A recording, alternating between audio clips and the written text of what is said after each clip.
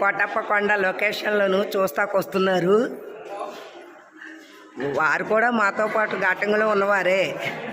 Face చూపించండి. కుర్రోళ్ళకి కాస్తంత మొహమాటం ఎక్కువైపోతున్నట్టుంది. అదిగో మధ్యలో పంచులు.